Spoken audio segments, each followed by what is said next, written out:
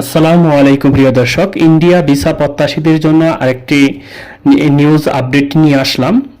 যে আপডেটে থাকছে যে আপনার ট্যুরিস্ট ভিসার বিকল্প ভিসা আছে, সেই ভিসাটা কিভাবে পাইবেন এবং সেই ভিসাটা কি সেটা নিয়ে যাওয়া যাবে কি না, এবং ট্যুরিস্ট ভিসা সহ সকল বিষয়ে যত ভিসা আছে সব বিষয়েই আপডেট আজকে আপনাদেরকে জানাবো।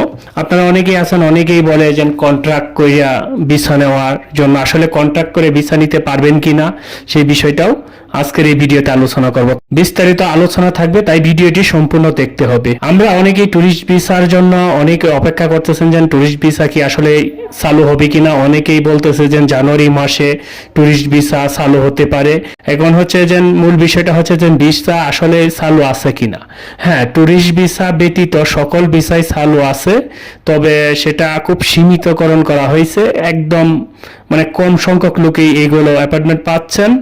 Double entry visa, student visa, medical visa, এই তিনটা ভিসাই মূলত এখন চালু আছে, এবং ট্রানজিট ভিসাও এটাও পাওয়া যাচ্ছে।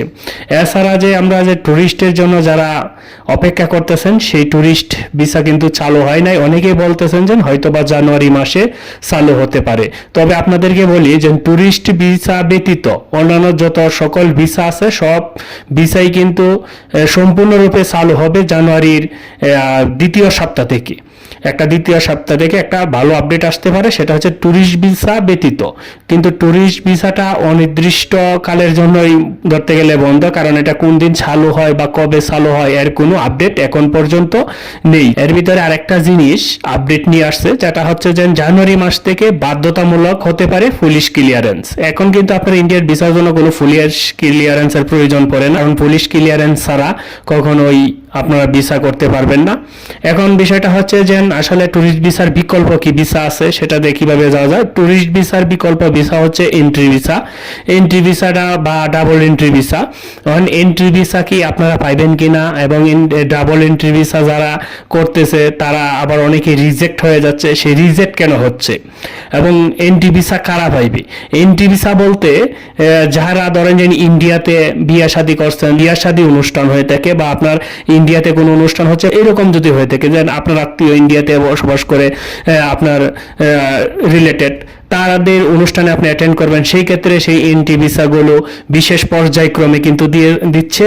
আর হচ্ছে যে আপনার কোনো আত্মীয় স্বজন যদি ইন্ডিয়াতে মারা যায়, তাকে দেখতে যাওয়া বা তার দাফন কাফনের ক্ষেত্রে বা তার সীতার ক্ষেত্রে, সেই ক্ষেত্রে আপনারা এই এন্ট্রি ভিসাটা পাইবেন। কিন্তু সেটা আবার যৌক্তিক কারণ এবং এটার বাস্তবসম্মত যে কারণটা আপনি দেখাবেন, সেই কারণের সত্যতা যাচাই করার মতন স্ক্রো থাকতে হবে, তাহলেই কিন্তু পাইবেন, আর নাহলে কিন্তু পাইবেন না। আপনার যত ডকুমেন্ট আছে ইন্ডিয়ার যে ভিসা সেন্টারগুলো আছে সেখানে আপনার এগুলো তাদের সামনে উপস্থাপন করতে হবে, তাইলে কিন্তু আপনারা যেতে পারবেন। আর ডাবল এন্ট্রি ভিসা হচ্ছে যেন আপনারা অনেকেই আছেন যেন এক দেশ থেকে আরেক দেশে যাওয়ার জন্য বা এম্বাসি ফেস করার জন্য, মূলত যেন ইউরোপিয়ান কিছু এম্বাসি আছে সেগুলো বা আমাদের দেশে নাই, সেই এম্বাসি ফেস করার জন্য ডাবল এন্ট্রি ভিসা নিয়ে থাকেন। সেই অনেকে কিন্তু সেটার জন্য আবেদন রিজেক্ট হয়। রিজেক্ট হওয়ার কারণ আছে, রিজেক্ট হওয়ার কারণ হচ্ছে যে আপনি যে এম্বাসি ফেস করবেন সেই এম্বাসির যাইবেন, সেখানে যে ডকুমেন্টগুলো আছে, আপনি কোন দেশে যাচ্ছেন সেই দেশের ডকুমেন্ট, মানে প্রত্যেকটা ডকুমেন্ট আপনার লাগবে। অনেকে কি করে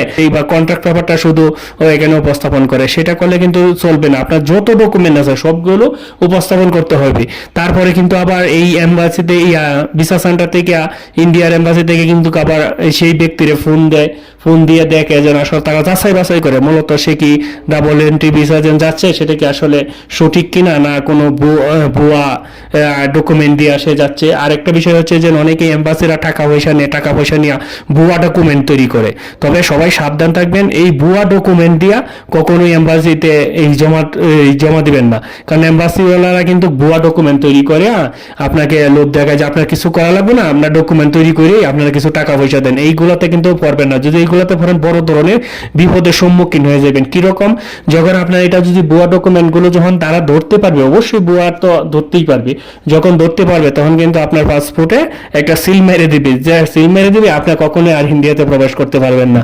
মনে রাখবেন, এটা কিন্তু একটা বড় ধরনের জালিয়াতি। এইগুলা থেকে একটু সাবধান থাকবেন। যারা এরকম কাজকর্ম সাথে লিপ্ত তাদের থেকে অবশ্যই দূরে রাখবেন। এটাই হচ্ছে সবচেয়ে বড়